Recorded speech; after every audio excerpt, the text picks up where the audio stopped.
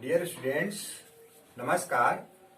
पिछले वीडियोज में हम समस्त लोगों ने प्रीपोजिशन का कहां पर कैसे उपयोग करना चाहिए, उसके अंतर्गत हमने आपको बिटवीन तथा एमंग का प्रयोग, अमंगस्ट का प्रयोग, आन तथा अपान का प्रयोग, इन का प्रयोग, इनटू का प्रयोग तथा एट का प्रयोग किस प्रकार से किया जाना चाहिए, कौन से इसके रूल्स होते हैं, उसके विषय में हमने आपको पहले से बताया था, जिसकी लिंक डिस्क्रिप्शन बॉक्स में दी गई है।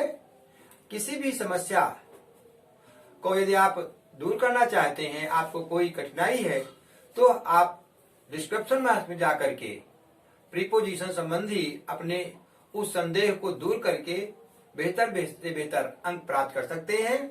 हमारा यह वीडियो मोस्टली कक्षा 9, कक्षा 10, 11 और 12 के समस्त विद्यार्थियों के लिए उपयोगी है, क्योंकि इस वीडियो में कक्षा 9 और 10 में 2 नंबर का प्रीपोजिशन अनिवार्य रूप से पूछा ही जाता है। यदि आपने हमारे इस वीडियो को पूरा प्रारंभ से लेकर के अंत तक देखा, तो मेरा ये विश्वास है, आपको भी ये विश्वास मैं दिलाता हूं कि निश्चित रूप से 2 मार्क्स आपके कहीं नहीं जाएंगे। कक्षा 11 और कक्षा 12 के लिए सिंटैक्स एक ऐसा चैप्टर आता है जो सीधे 2 नंबर के आता है। उस सिंटैक्स के अंतर्गत भी हम वो सेंटेंस का करेक्शन करना होता है, और उस करेक्शन में भी प्रीपोजिशन के कहां पर मिसिंग हो रही है स्टूडेंट के द्वारा, उस मिसिंग को भी पूरा करके उस सेंटेंस को करेक्ट किया जाता है। ये बात सिंटैक्स के अंतर्गत आती है। तो इस प्रकार से यदि आप हमारे इस वीडियो को देखते हैं, तो आपको, यदि आप क्लास 9 के स्टूडेंट हैं तो भी आपको 2 मार्क्स का फायदा होगा। यदि आप 10th के स्टूडेंट हैं तो बोर्ड परीक्षा में गारंटी में आपको 2 मार्क्स मिलने वाले हैं, तथा एकादश और द्वादश अर्थात फर्स्ट ईयर और सेकेंड ईयर के लिए आप जब सिंटैक्स की एक्सरसाइज हल करेंगे, तो उसमें आपको प्रीपोजिशन में कौन सी मिसिंग हो रही है उसकी भी जानकारी प्राप्त होगी। आपको हमारा यदि वीडियो बेहतर लगे तो मैं जरूर आपसे अपेक्षा करता हूं कि इसको शेयर करना, चैनल को सब्सक्राइब करना कतई नहीं भूलिएगा, तथा अन्य आपके जो सहपाठी हैं उनसे भी इसको शेयर करें, जिससे वो भी इस वीडियो के द्वारा अपने ज्ञान में भी वृद्धि कर सकें तथा परीक्षा में बेहतर अंक प्राप्त कर सकें। यदि आप नए हैं तो इसको सब्सक्राइब अवश्य करें, और यदि आप पहले से देख रहे हैं तो आप इसको लाइक करना तथा शेयर करना कतई न भूले। आइए देखते हैं इस श्रृंखला में आज हमने आपको जो ये वीडियो डाले हैं, इस वीडियो में देखिए सबसे ऊपर मैंने लिख दिया है फिलिंग करेक्ट प्रीपोजिशन, अर्थात प्रीपोजिशन, सही प्रीपोजिशन भरना। उसमें लिखा है मैंने very important for 9th and 10th class. यहां पर आप चाहें तो यहां पर 11th और 12th क्लास के लिए भी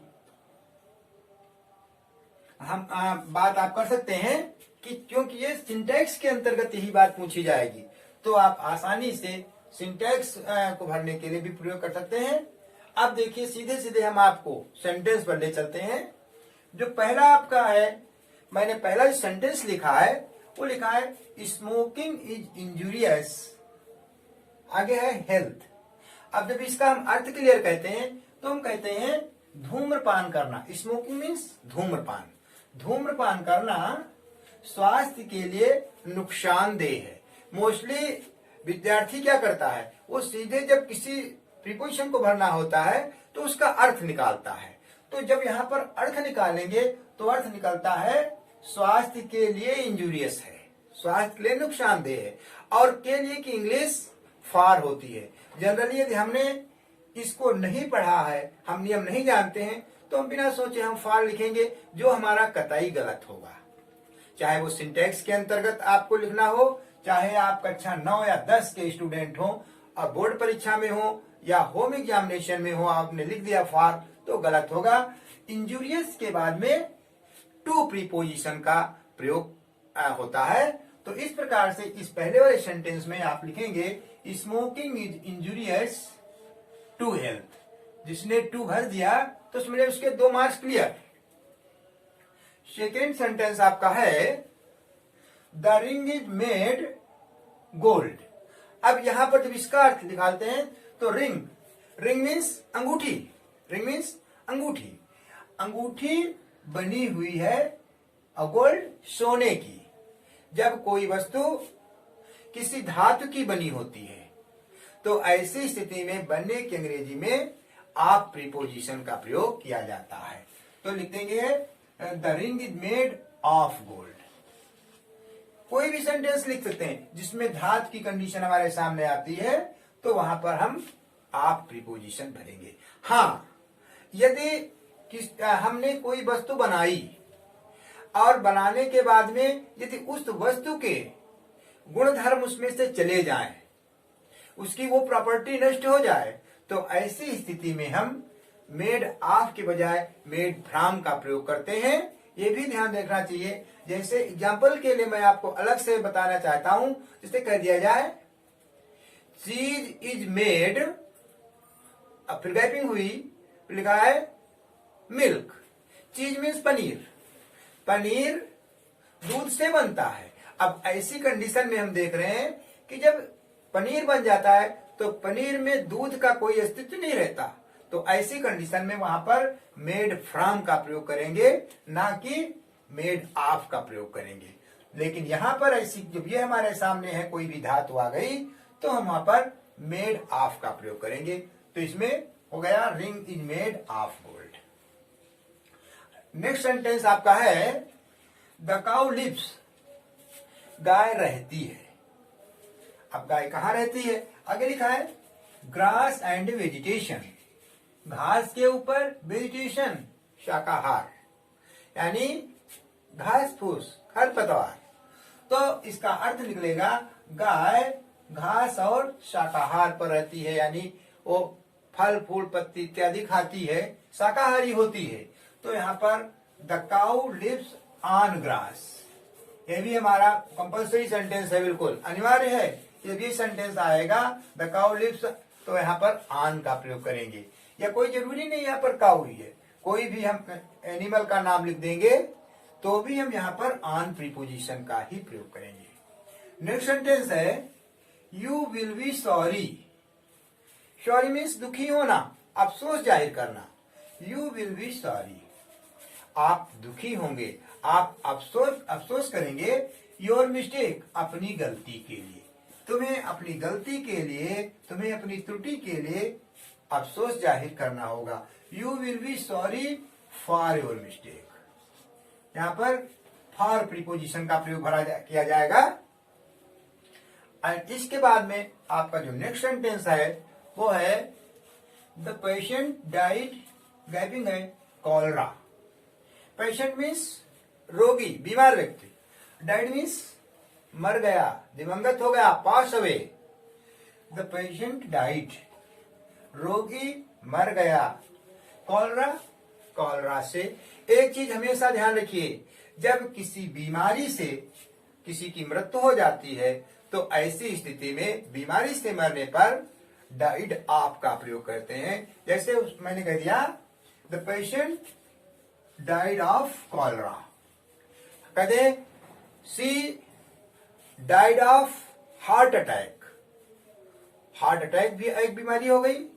सी डाइड ऑफ ब्रेस्ट कैंसर, वो ब्रेस्ट कैंसर से उसकी मृत्यु हुई। तो इस प्रकार से जब बीमारी के द्वारा मृत्यु की बात आती है तो वहां पर ऑफ प्रीपोजिशन का प्रयोग करते हैं। हाँ, यदि बीमारी से कह दिया जाए ही डाइड एक्सीडेंट, अब यहां पर हम लिखेंगे he died in an accident, तो वहां पर हम आप का प्रयोग नहीं करेंगे, क्योंकि एक्सीडेंट जो दुर्घटना है वो कोई बीमारी नहीं है। तो वहां पर हम आप प्रीपोजिशन का प्रयोग नहीं कर सकते, वहां पर हम इन का प्रयोग करेंगे, अर्थात he died in an accident. और यहां पर डाइड ऑफ कॉलरा, क्योंकि बीमारी से मृत्यु हुई है। नेक्स्ट सेंटेंस आपका है take care your health. Take care, ध्यान रखें, ध्यान दीजिए। योर हेल्थ मीन्स अपने स्वास्थ्य का। Take care of your health, अपने स्वास्थ्य का ध्यान रखें। नेक्स्ट है she is fond music, fond में शौकीन होना। अब फॉन्ड के बाद में आप प्रीपोजिशन मस्ट है, यानी लिखेंगे सी इज फॉन्ड ऑफ म्यूजिक, वह संगीत की शौकीन है। अब कोई भी सेंटेंस हो सकता है, सी के स्थान पर कोई भी नाउन और प्रोनाउन हम यूज कर सकते हैं। कहते हैं my uncle is fond of music, मेरे चाचा जी संगीत के शौकीन है। My aunt is fond of music, I am also fond of music, यानी फॉन्ड के बाद में आप प्रीपोजिशन का प्रयोग मस्ट होता है। नेक्स्ट वन, आई प्रीफर मिल्क, अब यहां पर टू का प्रयोग करेंगे। एक चीज आप पुनः ध्यान रखिए, शब्द याद कर लीजिए, जूनियर, सीनियर, इंफीरियर, प्रीफर, जैसे यदि हमारे शब्द आते हैं, वर्ब्स आते हैं, नाउन आते हैं, तो ऐसी कंडीशन में हम जूनियर, सीनियर, इंफीरियर और प्रीफर के बाद में टू प्रीपोजिशन का प्रयोग करते हैं। तो यहां पर I prefer milk to tea, मैं चाय से दूध को ज्यादा पसंद करता हूं। प्रीफर मीन्स अधिक पसंद करना। और लास्ट सेंटेंस इसमें है he was born poor parents in Delhi, वह दिल्ली में गरीब माता पिता के घर में पैदा हुआ था। तो यहां पर लिखेंगे he was born of poor parents in Delhi. इस प्रकार से आपने देखा कि आपके सामने 9 सेंटेंस लिखे हुए हैं, जिसकी प्रीपोजिशन भी हमने आपको कर दिया है। इसके बाद में नेक्स्ट सेंटेंस 10वां सेंटेंस देखिए, केवल हम आपको इसमें 20 सेंटेंस बताएंगे। और बिल्कुल ही विश्वास आप रखिए, यदि आपने 20 सेंटेंस को भी ठीक से कर लिया, समझ लिया, तो आपको परीक्षा में हताशा का मुंह नहीं देखना पड़ेगा, चाहे आप 10th के स्टूडेंट हो या 12th के स्टूडेंट हो। देखिए अगला सेंटेंस, नेक्स्ट सेंटेंस, ही always boast his family. Boast का मतलब होता है डींग हाँकना, यानी किसी चीज को बहुत बढ़ा करके उसकी प्रशंसा करना। बोस्ट, ही ऑलवेज बोस्ट, वह हमेशा डींग हाँकता है, बड़ी बड़ी बात करता है। हिज फैमिली, अपने परिवार की। बोस्ट के बाद में आप प्रीपोजिशन का प्रयोग किया जाता है, अर्थात इसमें भरेंगे she always boast of his family, वह अपने परिवार की डींगे हाँकता है। Next sentence, hard work is the key success, कठिन परिश्रम सफलता की कुंजी है। एक चीज ध्यान रखिए, जनरली जब हम किसी भी सेंटेंस को कहते हैं तो हम कह देते हैं hard work is the key of success, but it is completely wrong, बिल्कुल गलत है। हमको कहना चाहिए hard work is the key to success. बहुत कायदे ध्यान दीजिए, यहां पर इस सेंटेंस में टू का ही प्रयोग होगा। Next one, he jumped the river. हमने आपको जब इसके पहले का वीडियो बताया था तो हमने आपको बताया था कि इन और इनटू का प्रयोग। तो उस कंडीशन में मैंने बताया था कि जब कोई चीज स्थिर होती है, विराम होती है, तो ऐसी कंडीशन में इन का प्रयोग करते हैं। और जब कोई चीज इन मोशन होती है, अर्थात गतिशील होती है, तो वहां पर इनटू का प्रयोग करते हैं। तो यहाँ पर वही कंडीशन है, ही जंप्ड, ये गति को, मोशन को शो करता है, अर्थात he jumped into the river, यहां पर इनटू का प्रयोग करेंगे। नेक्स्ट आपका है the robber escaped the jail yesterday. Escape means बचना, बच जाना, तो इसका अर्थ हो गया चोर। चोर कल जेल से बच निकला। तो ऐसे अब स्केप के बाद में फ्रॉम प्रीपोजिशन का प्रयोग किया जाता है। तो यहां पर होगा the robber escaped from the jail yesterday. और next one, he agreed my proposal. Proposal means प्रस्ताव, यहां पर इस शब्द को ध्यान दीजिए, प्रपोजल मीन्स प्रस्ताव होता है, यानी वह हमारे प्रस्ताव से सहमत हो गया, वह हमारे प्रस्ताव से सहमत था। अब यहां पर अग्रीड टू का प्रयोग करेंगे, यानी लिखेंगे he agreed to my proposal.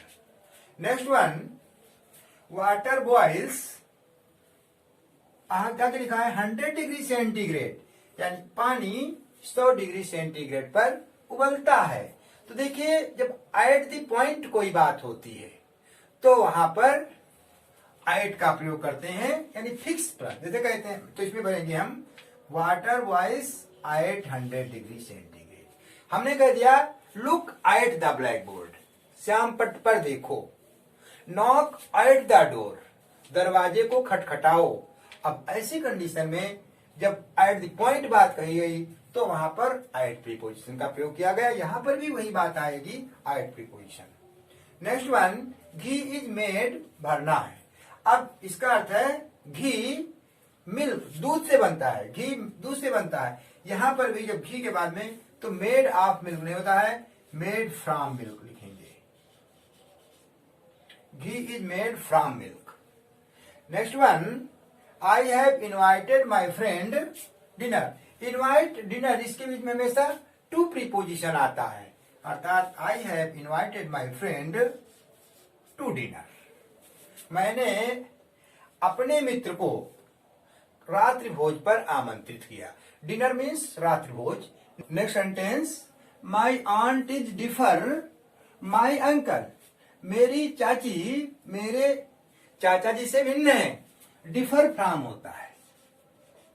My aunt is differ from my uncle. Next one, do not laugh at the poor. यहां पर यह भी फिक्स प्रीपोजिशन है, यानी जब लाफ के बाद में एट प्रीपोजिशन का प्रयोग। इसका लिखा है don't laugh at the poor and miserable person.